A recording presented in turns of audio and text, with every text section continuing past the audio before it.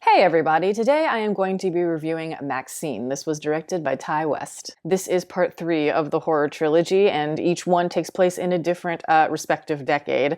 X was the first film that connects the MaXXXine storyline, and I think it is well made overall. I don't dislike it, but ultimately it just kind of feels like an exercise or, a typical 70s slasher pastiche that felt way too close to Texas Chainsaw Massacre. I wasn't sure what I was supposed to gain from it emotionally when we're just imitating a lot of famous subgenres, and what is the film really trying to say? So the perspective felt a little bit flimsy, but it's intriguing nonetheless. And then came the prequel, Pearl, which takes place during World War II.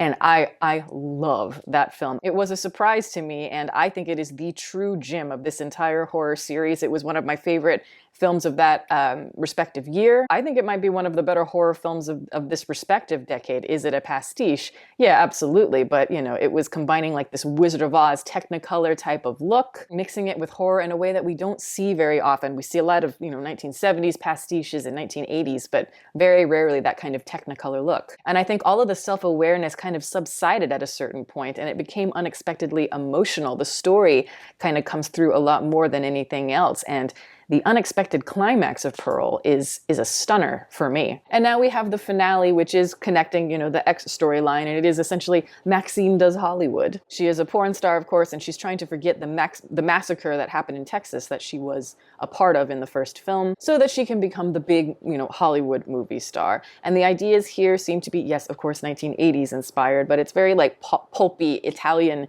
giallo style. People might say, Dario Argento vibes, but honestly, I considered it more Brian De Palma vibes. This film, of all three of them, it is the most ambitious one, and it's the most star-studded, and more variations of location. The editing is a lot more flashy. And we are entering essentially MaXXXine's existential funhouse here, where this is the self-actualization of her character. Again, it's set up, it's like where she has to face the horrors of her past, but then it becomes more about kind of her family ties and, her past in that sense. Ridding herself of all of that, being able to accept her new identity and be reborn so that her dreams can come true. I think West, I've said this before, but I think West hit the jackpot with Mia Goth as his star, and I think she truly revealed herself as a really great actress, I think, in Pearl, just in terms of the emotional gravitas. But there's a primal energy to her where it's like, she has an ability to be comfortable enough, I think, to let go, and she can be as hysterical as you want her to be, or she can be as dangerous or terrifying as you want her to be. There is a very thin line, I think, with her, between civility and that edge, that danger. That energy as a performer, I think, is really incredible to capture. Though I won't say she's not as like hot-headed, hot-blooded as she is in Pearl so far as her character is concerned.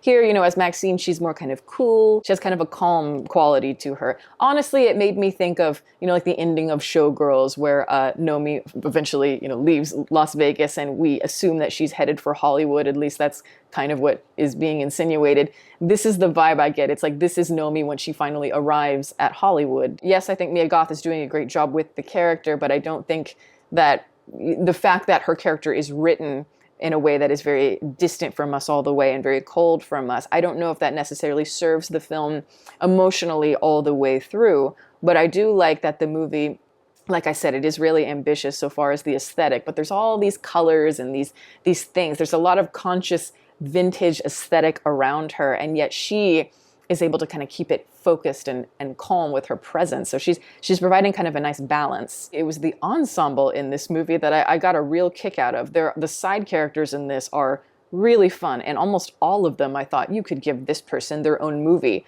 or it's like, I want to go on this person's journey, see the movie from their perspective. I like the two cop investigators as an example. I think that they deserved a lot more screen time because, that side story I felt was a little bit underdeveloped. I also really enjoyed Lily Collins. She had a kind of a wicked, biting sense of humor to her. She understands the type of movie that she is in. Moses Sumney I liked as well, but I think of all the characters, I really liked Elizabeth Debicki's character, because she's playing a movie director here, but she's, very androgynous, and there is a prickly elegance to her. I found myself very drawn to her relationship with the Mia Goth character. There's a feminine energy in this film that I like. It's kind of loaded, but there is a sort of bond there where it's like, you know, both of these women know what it means to be a female in the industry and they know kind of what it takes. You definitely can see that both characters appreciate and admire each other, but there is, you know, there's also a tension in them as well. But there's just a feeling of, you know, girls sticking up for each other where, you know, typically these Hollywood types of movies, you know, it's starting out with like a Betty Davis quote as an example. You know, you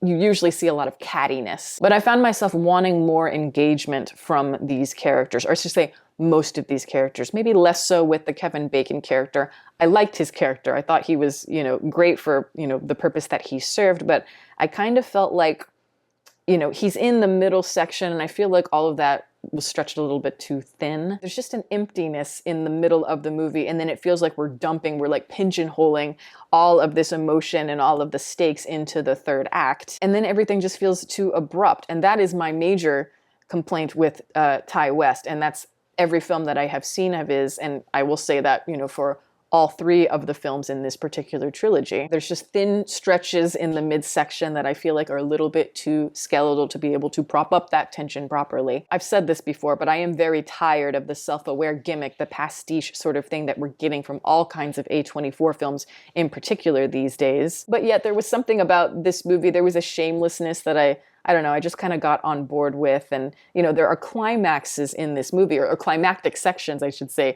of the movie where it's like, you know, they are quite literally on a back lot, or they are at the Hollywood sign, something very literal like that. There is a climactic section, like a chase sequence that takes place, yes, at the Norman Bates Hotel, as in like, you know, the actual set. And that could be, you know, an eye roll, but to me, I don't know, it worked because there was a cleverness. Like I said, this movie is very well made, and it's like the world, the way they built it is convincing enough, I would say, from the inside. They don't just exist to be like a cheeky wink, even though maybe it leans a little bit too much into that, but it's always propelling the story forward, and it's propelling, you know, the characters' motivations forward, all of that. It's a consciously hollow experience, but, you know, again, at the same time, it's like I have the same problem with X. It's like, ultimately, at the end of the day, we're just kind of settling into a cinematic collage. And this movie just does not stick the landing, but I'm not that surprised because, like I said before, I don't think the thesis in X is particularly compelling. It felt a little bit all over the place from the onset. So it's like once we get to MaXXXine as the final film, it's like, yeah, it is going to be a little bit spotty. It is going to be a little bit artificial because, you know, we don't have the same stakes like we do in something like Pearl, emotional stakes. But like I said, it's the final act in MaXXXine that really lost me. It just felt really flimsy, and I think it falls apart. It doesn't feel like the angle I feel like they should have gone, and it just doesn't feel emotionally satisfying as a conclusion. Like I mentioned, you know, MaXXXine has to face her family ties, her past. And with that comes this whole angle of like art and censorship, particularly at the time, because again, it's the 1980s. So they're bringing up like the Reagan era and religion, but none of that is really explored enough. Neither is the, you know, the concept of voyeurism. It's like the whole thing here is you got to make, you know, break a few eggs to make an omelet in order to become a movie star. And it's like, yeah, that part comes across pretty clearly, but yet none of these ideas are really going on a trajectory where it's like, it's going to take us somewhere and it's going to mean something at the end of the day. I just don't feel like we're sinking our teeth into anything. Both this film and X, they feel kind of like a cinematic perfume. It's like they don't satisfy or fulfill. I know I am being very tough on this film, but